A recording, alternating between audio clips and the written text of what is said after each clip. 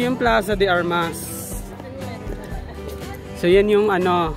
So dito nagkakaroon ng military drills yung mga sundalo noon. Yung mga Spanish Guard. So dito sila nagkakaroon ng military parade, military drills. So mostly drills.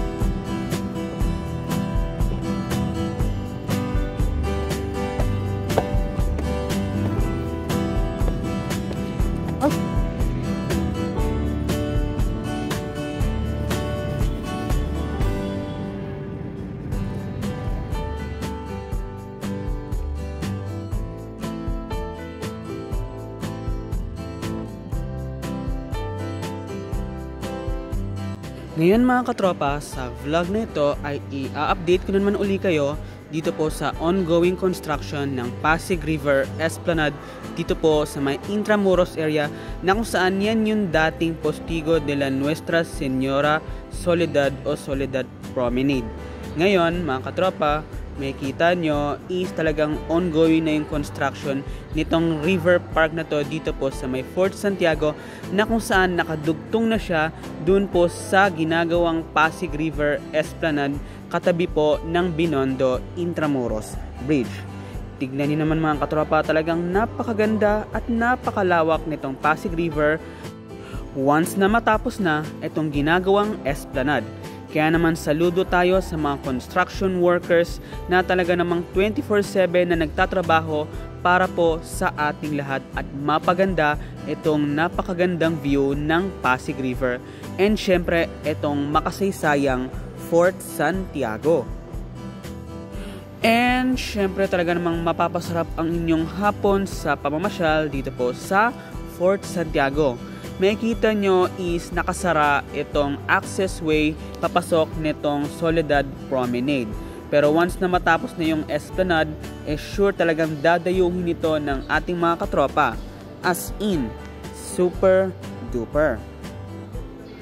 Kaya naman napakalaki ng papel ng Fort Santiago sa ating kasaysayan.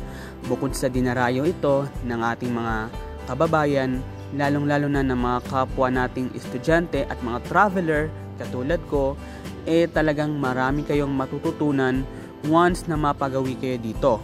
Napakahalaga rin na mapag-aralan ang kasaysayan ng ating bansa sapagkat sa pamamagitan ng pamamasyal nyo dito sa napakamakasayang Fort Santiago, talaga namang hindi lang kayo mapapa IG or TikTok worthy, bagkus talagang knowledge worthy din. As in, super duper talaga. Kaya naman mga katropa ay stay tuned lang sa ating mga susunod na sightseeing tour featuring beautiful places not just only here in Metro Manila but also in other places here in the Philippines. Tara mga katropa, let's explore even more the beauty and greatness of Manila only here at Fort Santiago.